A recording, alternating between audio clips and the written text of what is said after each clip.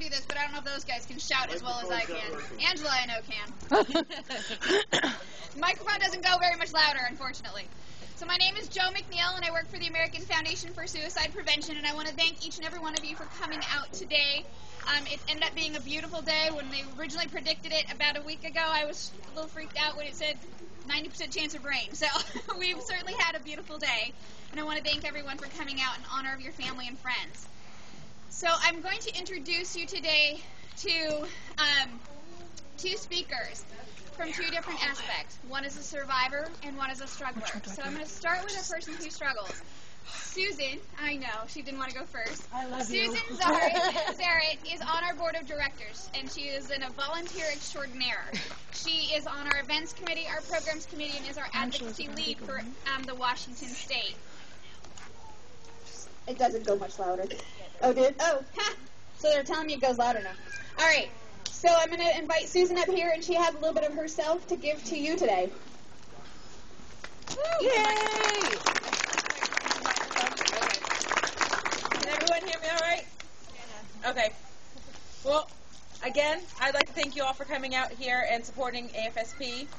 Your support and fundraising efforts are greatly appreciated. We couldn't do what we do without you. When Joe asked me to tell my story, I didn't hesitate to say yes. Now, had it been a couple of years ago, I might have had to think about it. I have bipolar disorder. I am a work in progress. Some days I soar with the eagles, and other days I can barely get out of bed. Then I have days like today where I feel stable and comfortable enough to share my story with all of you. I have two wonderful children. With every fiber of my being, I want to be here to see them grow up. They are my lifeline. I'm a private teacher, and I volunteer my time with AFSP. In short, I am a functioning human being who just happens to have a mental illness.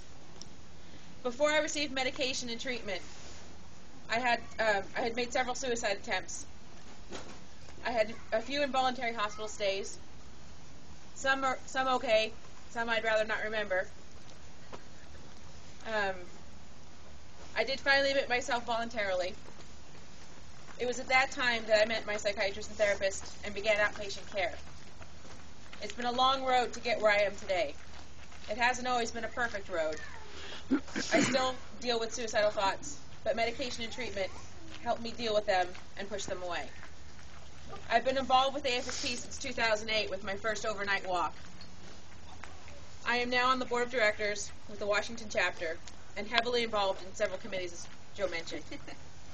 I can't seem to stop. I've never felt more accepted for who I am than I have with this organization. I don't care who finds out.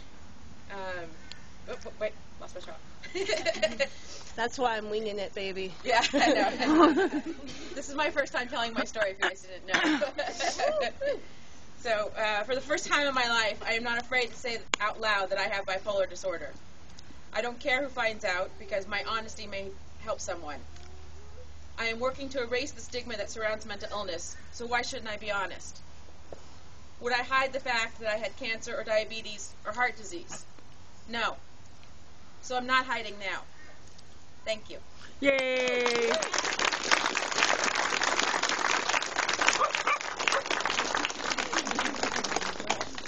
Next we have Angela, and Angela has some very significance in her her journey over the last year. Yes, just about a year. Actually, just over a year. So she has much to tell you. Okay, I'm going to try to do this without crying today. My name's Angela.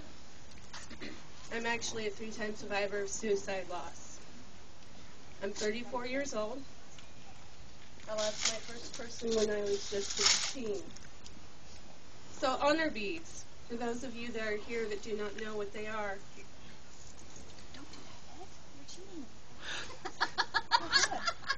mean? Blue is to support the cause, and this is what the AFSP has done for me. It has brought me together with other survivors. It's helped me in my grieving process. I'm going to get to my dates here in just a minute.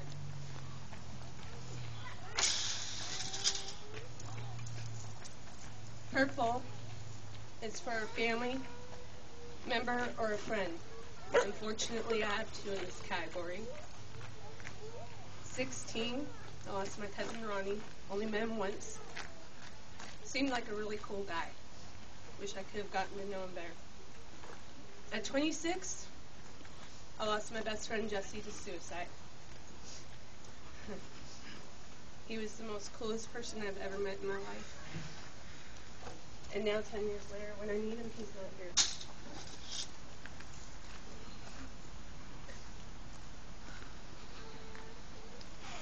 Red.